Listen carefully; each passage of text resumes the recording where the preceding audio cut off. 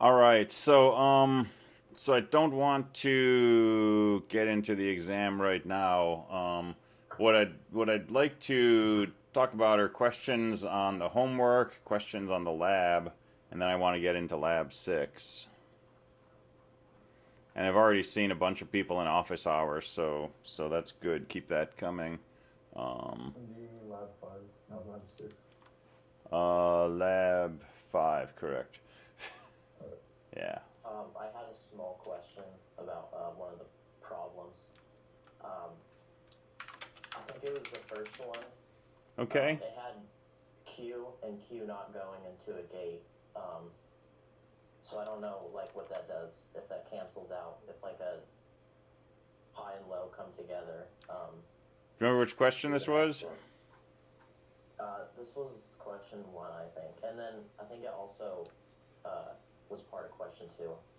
So like this one? Yeah, like it confuses me how Q and Q not go into the same gate. Well, Q and Q naught are just two signals, and this gate can take 3 inputs. So we have 3 inputs going in.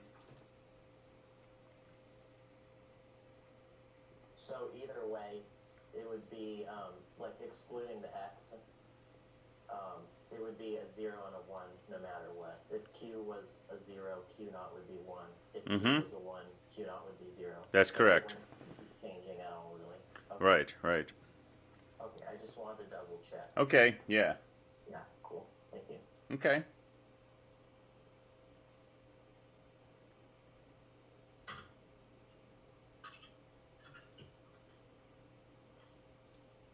All right, other Quick question. yeah.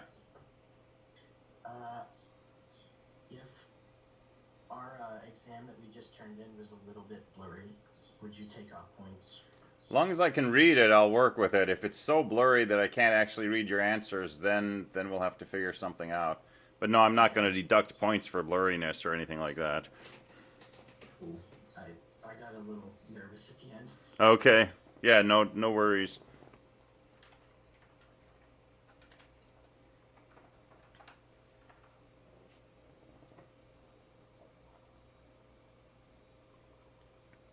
All right, other homework questions or lab questions? So remember, I don't have lab hours or office hours tomorrow.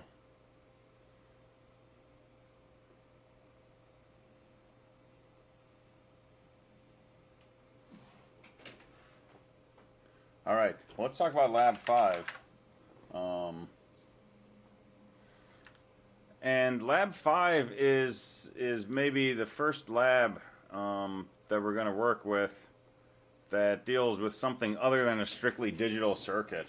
So far, in this course and in this part of 120, we deal with Boolean variables, ones and zeros, and mostly we look at 5 volts or 0 volts.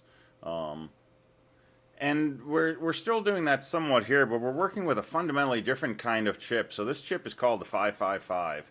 It's one of the most popular chips ever manufactured. It was a Skunk Works project that somebody working at Fairchild, I believe, just decided they wanted to make this chip. And they talked to their boss, and the boss was like, well, there's no reason to make that chip. People can do this with, 3 chips already. And he took a sabbatical, and he decided to make this chip on his own. And it became one of the, fastest selling, most popular devices ever manufactured. And it still is one of the most popular chips out there. It was designed to basically do simple timing operations for what we're going to do. We're just going to make a pulse train. We're going to generate a signal that goes high and low and high and low and just oscillates back and forth in a very controlled way. But he said that, for a few weeks after this chip was released, his phone never stopped ringing. And he was getting calls from engineers describing the crazy applications they had come up with for this 555 timer. And stuff he had never imagined, right? It was like, making Minecraft and people are suddenly doing things with it that you had no idea you could do with this thing that you made. So we're going to play with this chip, and we're using it in Tinkercad, so it's actually a little easier in Tinkercad. This is one of the hardest circuits to get right in an actual laboratory proto board because it's not digital, right? It's an analog circuit. We're using it like a digital circuit, but it's actually analog in nature. And you can buy whole books, you know, filled with applications on this. There's contests online for the best 555 circuits. You can buy T-shirts with this chip on it. I mean, it's a really fantastic device. We're going to work with one particular application of this, which is called astable operation. Astable meaning, you know, it has two states, 0 and 1, but it can go between those pretty easily.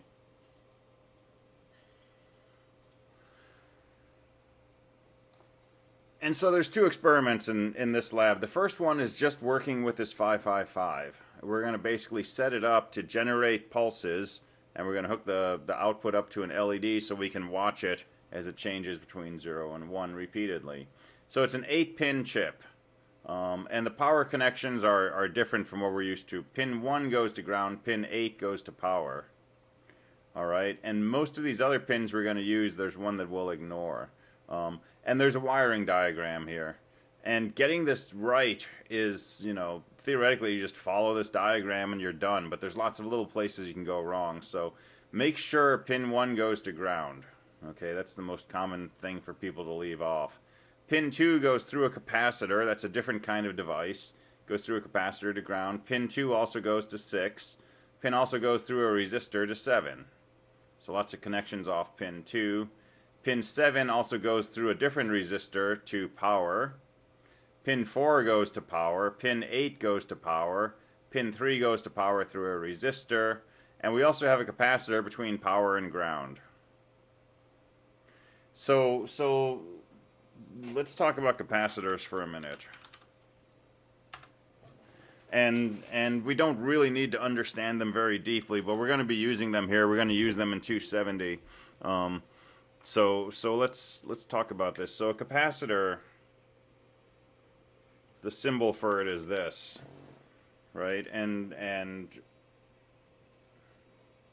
the way that this is constructed physically typically is two plates of metal really close to each other but not touching. And then a wire coming from this one and a wire coming from that one. So the physical version of a capacitor kind of looks like this picture. And the key part is there is no electrical connection from here to there. It's either an air gap or a piece of cardboard or a mineral like mica or something. But if you take a battery and try to run current through here, no current flows. There's no physical connection. But what happens with a capacitor is that if you start to change the voltage that you're trying to put through it, it begins to conduct. And the faster you change that voltage, the more current it will conduct. So just a plain old, 5 volts here, 0 volts here, you get no current. But if you start putting in something that's going up and down, you'll start to see a current flow through.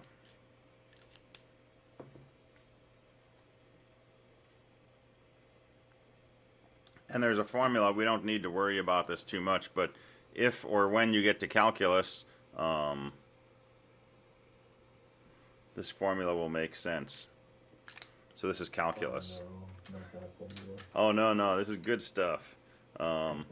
So this,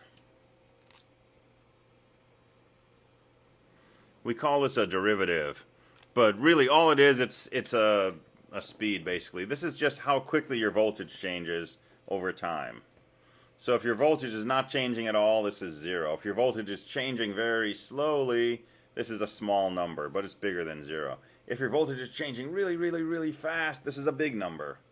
Okay, that's all this is. So this formula just says your current is proportional to how fast your voltage changes. And C is the capacitance, that's the proportionality factor. So if C is really big, then your current increases, really quickly as your voltage changes. If C is really small, you get a little bit of current even when the signal's changing quickly. Okay?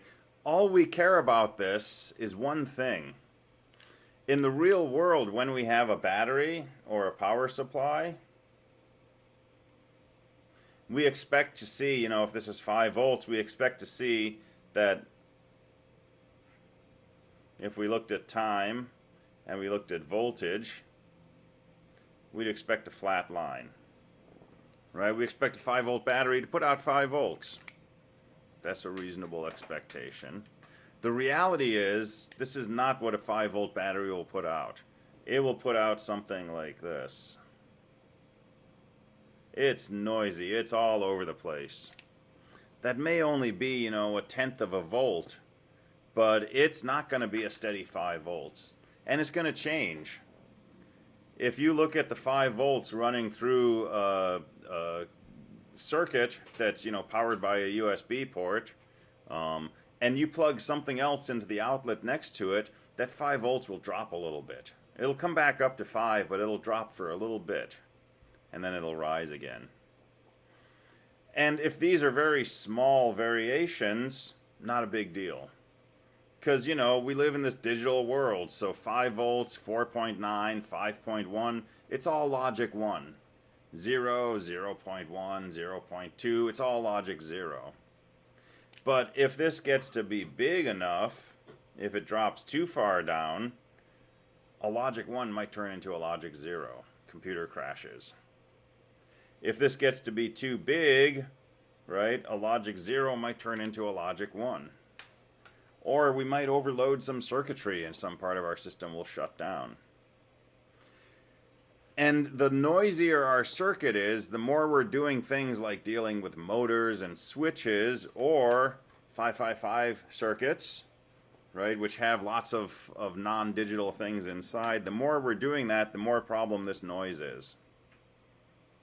So here's a trick we do.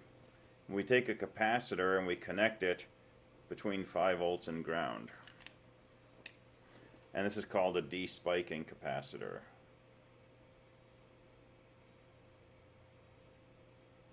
And if you look at digital circuits, the board that a digital circuit is on is covered with these little tiny rectangles. Those are capacitors. And they're mostly there to take out these spikes. And the idea is, if we've got a good 5-volt signal, there's no current flow down here. It's not creating a short, right? It's not doing anything. But if something happens and we start to get a really fast ripple, that ripple will get shorted to ground. And this will smooth out what we see coming from the output of this circuit. So that's what this capacitor is doing in here, right? It's a small capacitor, 0.01 microfarads, and it connects ground to power. And it's just there so that when there's little ripples in the power supply, they get shorted out to ground. And it'll keep the rest of your circuit working well. So with the power supplies, I mean, obviously in Tinkercad it's just a staple 5 volts, but is there, I'm assuming there's capacitors in there to kind of even out the... Definitely. Even out the spikes. Definitely. Okay. And a lot of times when you see electrical equipment and it says, you know, do not open, shock hazard, no user serviceable parts, that kind of thing. Even if you unplug one of these things from the wall, if you open it up and you start poking around with a screwdriver, you can get a really nasty shock. Because the other thing capacitors do is they store charge, right? That's how they handle these ripples. When the voltage starts to drop too low, the charge that's been stored in here comes out and brings the voltage back up. When the voltage is too high, this absorbs the charge. So you can go into, so when I was a kid, you know, we'd scavenge electrical parts from wherever. Once in a while, someone would throw out a TV set, and you just see it sitting on the curb. You could go and you could pull the back off and get all kinds of parts off of it, but you had to be really careful. Because even if they unplugged it a week before, if you grabbed both ends of a capacitor, you could get a really nasty shock. And there's some big capacitors in these things. So power supplies, computers, pretty much everything electrical will be filled with these things. You also put these in your car, right? You can buy these on Amazon to smooth out your headlights. Because if you have a really good sound system, big woofer in the back, every time that you get a thump, your headlights dim a little bit. I don't know if you've ever seen this happen. And it's this stuff. You pull all this current from your system to drive the woofer, and that brings the voltage down, and that visibly dims your headlights. So you put a capacitor in here to smooth that out. And so you can buy these huge capacitors from Amazon that that you put into your electrical system. Do amps smooth that kind of stuff out? So amp is a measure of current. So that's what we're looking at here. This is a number of amps. Yeah, I know that. Oh, amplifiers. An amp, Um, an amplifier. so amplifiers will be filled with capacitors configured like this, because typically when you have an amplifier, you're generating a lot of positive voltage and then a lot of negative, right? 5, 10, 15,000 times a second. So those are generally very spiky, and so yeah, you'll see a lot of these in there, and you'll see big ones. There's a lot of other things we can do with capacitors, but that's the main version we're going to encounter here, and in 270. And as someone said, Tinkercad is not going to come up. Sorry, go ahead. So do you have one that you could show us? Oh yeah, I got a lot of them.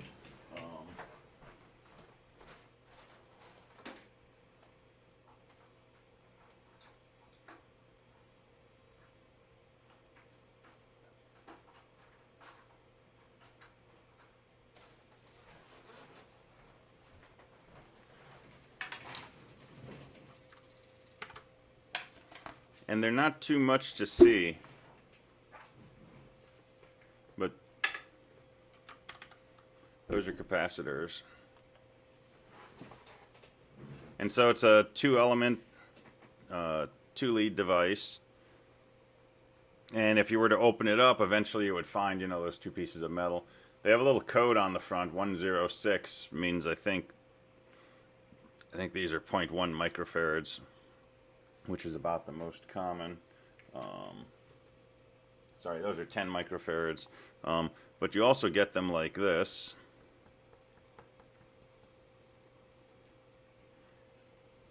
So that's a capacitor. And exactly the same thing, 2 leads and then a little air gap in the middle. And so this is the kind that you put on a circuit board. And your typical... That is tiny. That's a big one. They're huge ones, I think. So you can get them a lot smaller, but I can't solder them if they're too much smaller. And this is actually 1,000 of them because I keep running out, so I ordered 1,000. But you know, on a circuit board, all of these things, those are all capacitors. How much do 1,000 of those cost at a time? Just out of curiosity. Something like $5. So I don't need 1,000, but if I ordered 10, it would have been about $1. And if I ordered 100, it would have been like $2. And if I ordered 1,000, it was like, you know, $4 or $5. So yeah, they're pretty inexpensive. And look closely at a motherboard, or you know, next time you take some piece of electronics apart, and you'll see lots of these things. And most of them are there just for despiking. Some of them do other things as well. And in this lab, right, some of the capacitors will also do things other than despiking. So this capacitor C is actually being used for timing. But this one is just a despiking.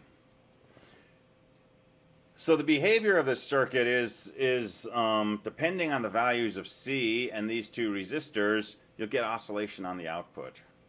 And there's a formula here which tells you what the high and low times are.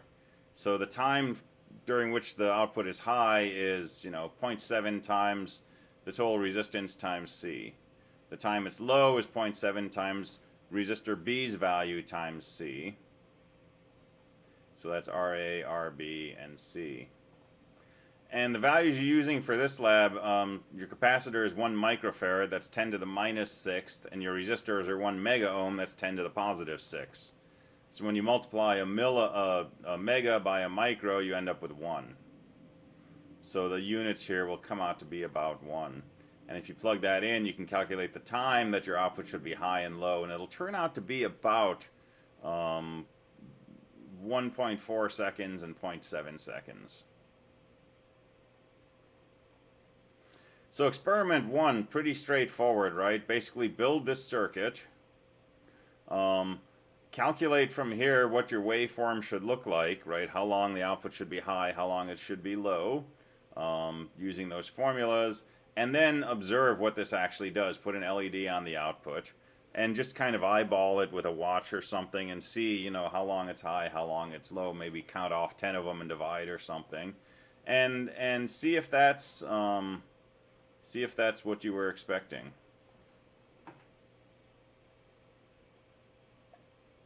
You can also put this on an oscilloscope, although with this low frequency, it's pretty hard to see a whole waveform because it takes a few seconds. But put it on an oscilloscope and see what the output looks like. See if you can observe whether the output is going like this, or like this, or like this, or like this. Right? See how much you can play with the oscilloscope. Now it's Tinkercad, it's a simulation, so a lot of the real world effects are going to be filtered out for us. And as someone said, we could take the capacitor out. We're not going to notice whether that despiking capacitor is there or not. It's not going to change anything. This one definitely will, though, right? This capacitor C, that's part of what's determining how long this is high and low. Oh, just a quick question. Yeah. Is there a positive or negative side on a capacitor, or does it not matter? Good question. So on these capacitors, the ones that you're going to see in your Tinkercad box, there's not. They're drawn like this. But there are some capacitors that are polarized, and they're called electrolytic capacitors. And those have to get hooked up correctly. If you hook them up backwards, they actually explode. And so in Tinkercad, just look for a plain old capacitor and hook it up. Those are like the chemical ones that, like, go away like the cat after so long, right? Yeah. Those are the ones that when your LCD display dies, you open it up and you find these little round cylinders with the top bubbled up and maybe some white goop coming out of the top. That's a blown electrolytic capacitor. And it was interesting, there was a period back in the 90s, I believe, maybe it was the early 2000s, where all of a sudden everybody's LCD panels were failing. It was like an epidemic. And it happened in the space of a few months. And it turned out that a huge number of LCD displays from different manufacturers had all used the same electrolytic capacitors that they had gotten at a bargain rate, and that were defective and had this very limited lifetime, and they all started to fail at the same time. And you could actually go online and buy like a replacement kit just for the capacitors, because so many people were looking for this. So, and you can go onto YouTube, you can find videos of people exploding these things on purpose in slow motion and see what happens when you hook them up backwards. It's good stuff.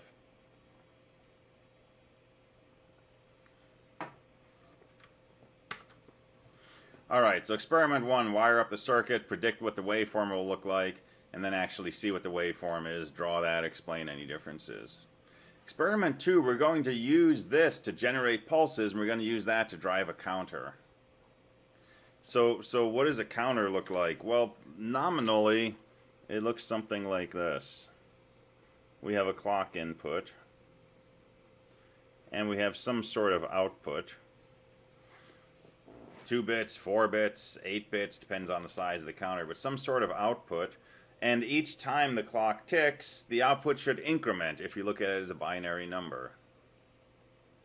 So this 7493 has 4 outputs. And let's just call it, Y0, Y1, Y2, Y3. And when you power it up, I don't know what these values might be, but let's just say they look like this. Next time the clock ticks, this will change to this, and if you tick the clock again, it will change to this, and if you tick it again, it will change to that, and so on. And eventually, we will get to this, and if you tick it once more, it'll roll back over to 0, and it'll start over again. So these are useful chips, 7493, and if you go to the website,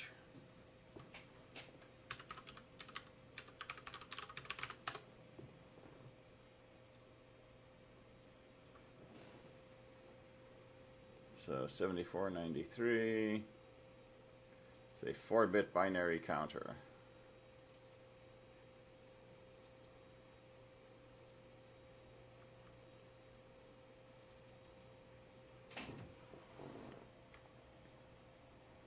All right, so as usual, you know, more than one device described in here. So this picture on the left is a 7490. The one on the right is a 7493.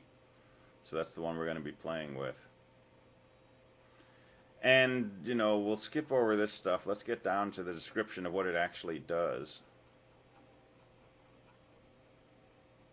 So 7493, here's the count sequence. And it basically counts from 0 up to 15.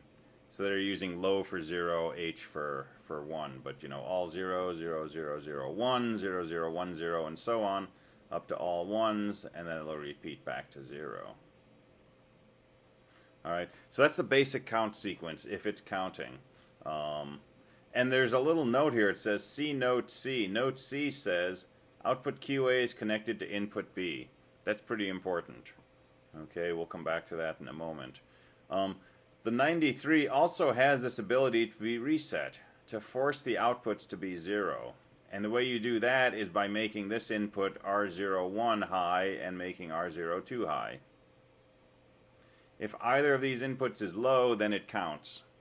So you can force the output to 0, or you can let it count. So if you want it to count, you need to make at least one of these inputs low. What does it mean to count? To count means to do this thing. To have it so that each time the clock ticks, the outputs move to the next value in this sequence. So if your outputs are currently Looks like 0, a 0... shift, right? Kind of like a shift, except it's actually counting in binary. Oh, okay. So if your outputs are 0, 0, 1, 0, when you tick the clock, the outputs will change to 0, 0, 1, 1. In other words, it counts from 2 to 3. And then the next clock tick, the outputs will say 4, and then 5, all the way up to 15. And does it restart at 15? And then it restarts after 15, it goes back to 0. Could you have it reset at a different number by using that reset input? You could. And that's a fun thing to do. For example, to take some of this circuitry and tie it into some logic and say, you know, when I get to 12, I want that to cause this to reset to all zeros. And so you can make it count up to different numbers that way.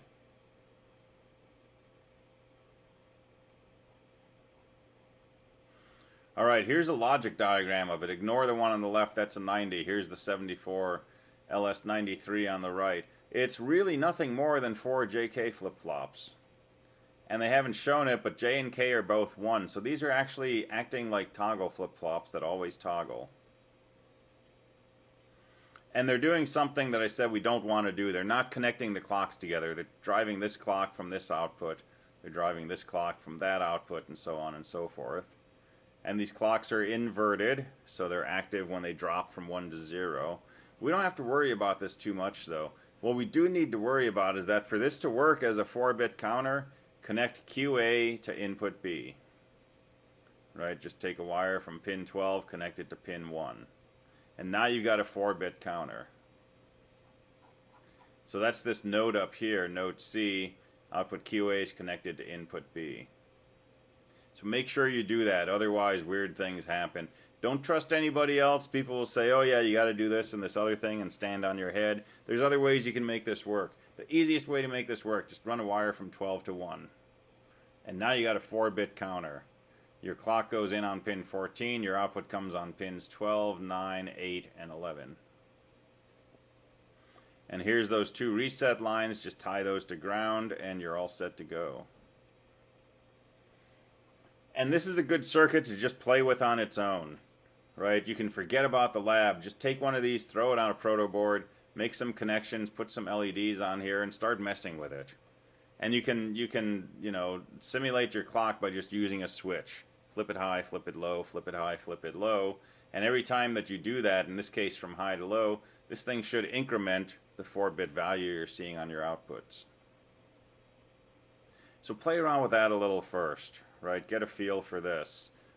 before you start messing with the 555, because you've got three things going on here. You've got the 555, which is its own challenge. That's experiment 1. And then you're going to take the output of that, which is toggling, hook that up to pin 14, input A. So now every time the clock toggles, this should increment. And then you're going to run this through your 7-segment decoder and hook it up to a 7-segment display. So mess with this part first. I think that's all that's interesting in here. The rest is physical chip stuff. Alright, so using the 74HC93 and the clock generator from the previous experiment, that's the 555, and the 7-segment display, which was from, lab 4, implement an up counter. So the counter counts the number of clock cycles from 0 to 9 and back to 0.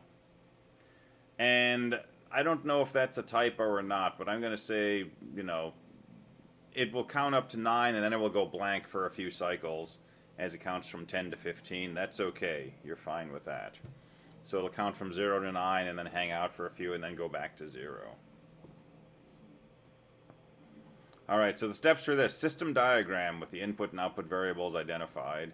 And then detailed schematic, that's a wiring diagram. So pin numbers, part numbers, component ID block, right? Include how you're going to wire this, include how you're going to wire the 7493, how you're going to connect the outputs of that to the decoder, how you're going to connect the outputs of the decoder to the 7-segment display.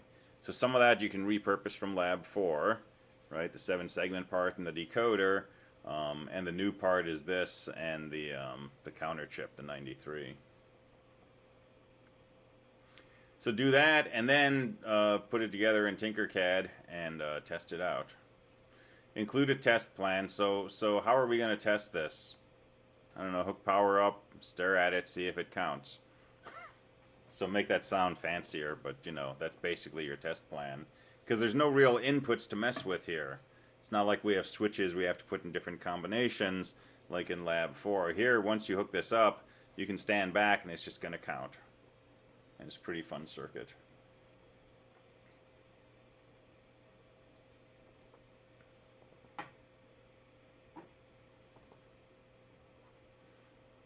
Alright, questions about that?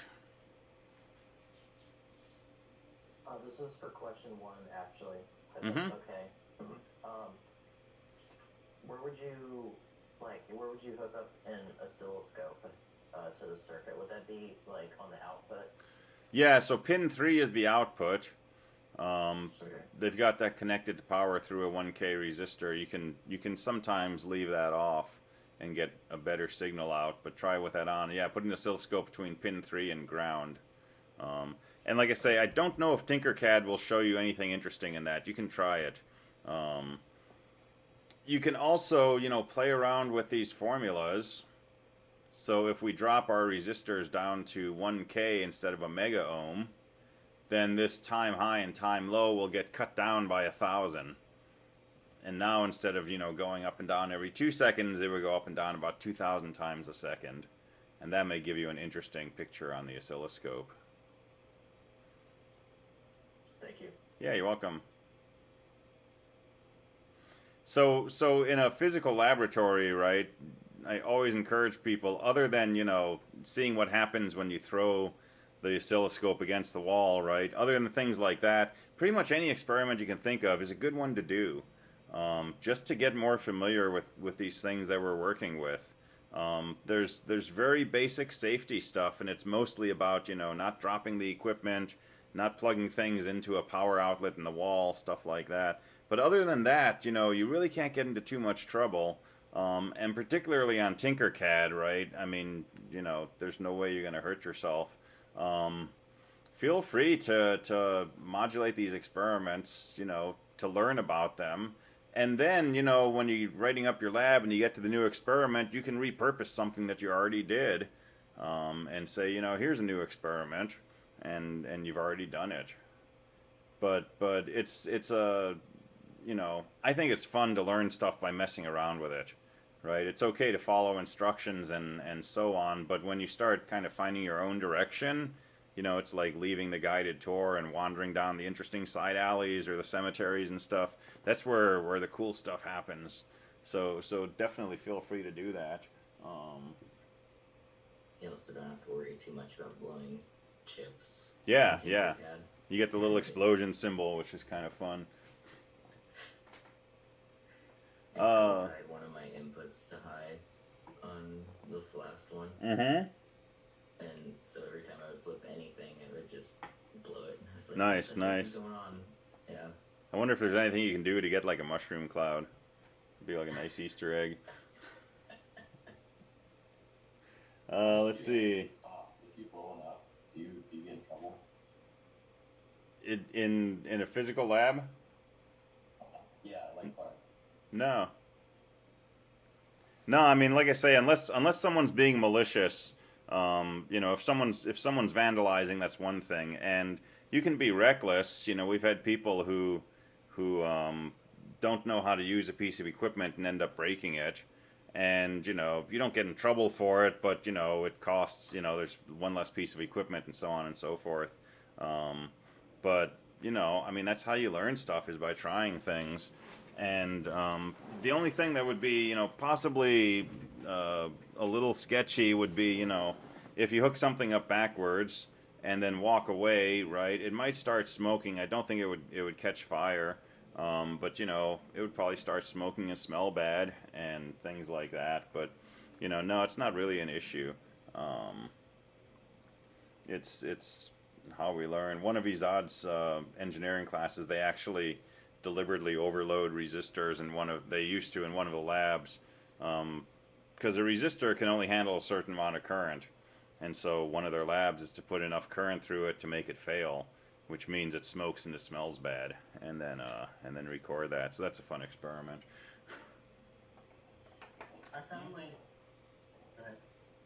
Do you think that with all this, doing everything online, we're gonna be, top level, or, I don't know, high level, or like in the higher engineering classes, we still, finally get back to school and not be able to build a single circuit?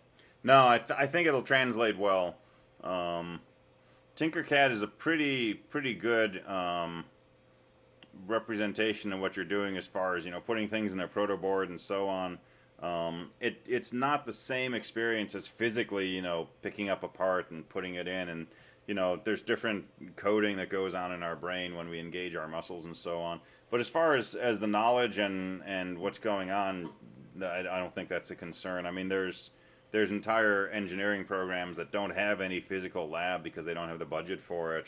I had a friend who got her degree in Italy, and the school couldn't afford a computer, so all their programming courses were done on paper, and the teacher would just grade them because they didn't have a machine they could actually run them on. And yeah, I don't think it's a problem at all. And in some ways, Tinkercad is actually a little better because, for example, if you hook up something without a resistor on the output to an LED, on a physical circuit it might work fine. On Tinkercad, it'll actually give you the little symbol and say, hey, you're missing something here. So that's actually a little more. Paper sounds like so much pain. Yeah. Real pain to grade, I suspect. Let's see. Someone said my dad started a fire in his dad's garage because he was messing with an old electrical part. Could definitely have been a capacitor, yeah.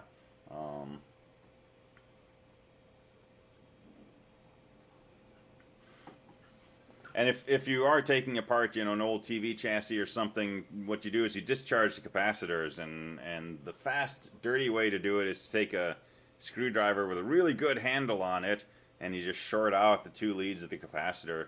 If it's a big enough one, sometimes it'll actually weld the blade to the part, but usually it just makes a big popping sound and a big flash, and then you're good to go.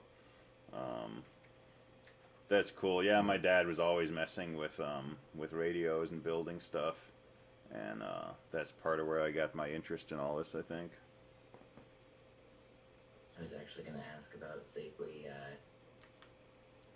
discharging a capacitor, but yeah, so small ones like like this, not a problem. I mean, the charge that will be stored in here is nothing, and you're never going to feel it. It's really when you get to some of the bigger ones, and it's not the physical size, it's the capacitance. Microfarad is, you know, a millionth of a farad. But when you start getting up to larger ones, yeah, you just want to be a little careful, and usually you do something like you get a resistor and short out both ends of the capacitor through the resistor, and that'll bleed off any charge. Or get a friend and hand them a screwdriver and say, hey, can you touch those? No, don't do that.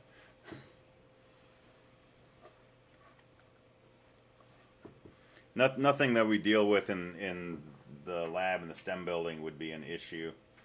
It's more when you're taking apart stuff that's been powered by plugging it into the wall, so that there could have been high voltage going through there. Some of it can just linger on these components. CRTs as well. CRTs, absolutely, because those are very high voltage. So that was the big issue with TV sets, is driving a cathode ray tube. You have to generate these big magnetic fields, and you have to heat up the electron gun, and so that's you know 5-digit voltages inside, and the circuitry for generating that kind of potential usually had really big capacitors, and those are the ones that would give you a jolt. But, you know, a PC power supply, unplug it and take the cover off and poke around, you'll definitely get zapped. Because those are pretty high power devices now. I had to do that once because I spilled water on one. Oh. To remove corrosion. Yeah. Did you get shocked? No, but it killed my computer about a month later. Oh, no. That's too bad. Just the motherboard. The rest of the parts went to a friend and they still work. But... Okay. Cool. All right. Any other questions?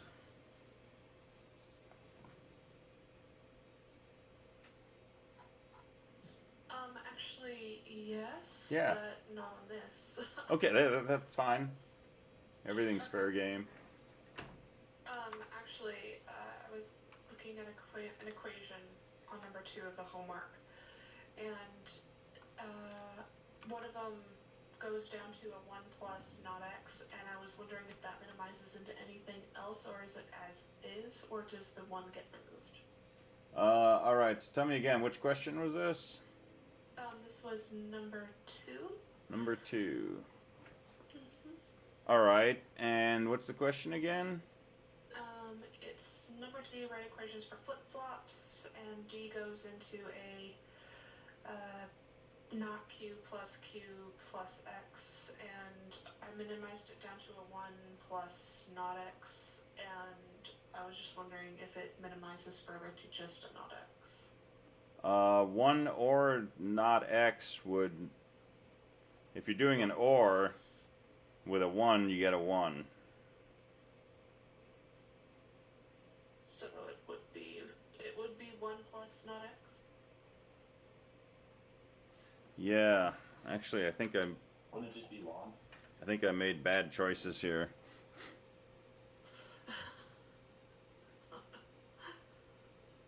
So 1 or anything is just going to be 1. Oh, okay. Right, because if you do the truth table for an or, if that's a 1 or that's a 1, the output's going to be 1. So that alone right there is enough.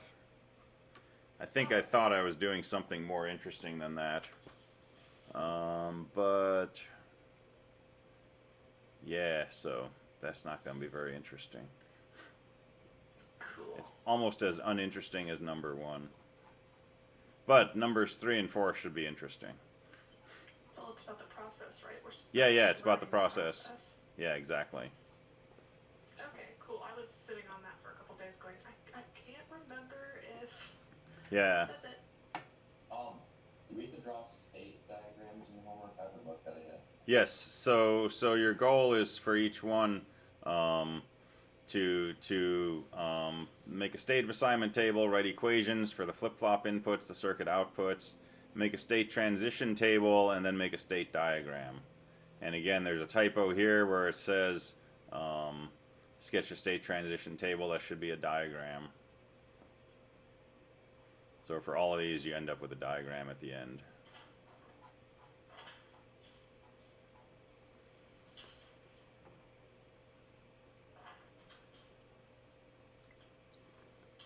All right. Well, we are out of time, so I'm offline tomorrow. I'll be back on Thursday, so you can catch me in office or lab. And if nothing else, I will see you in class Thursday. Have a great rest of the day and a great day tomorrow. Thank you. Thank you. All right. Thank you. Bye. Thank you.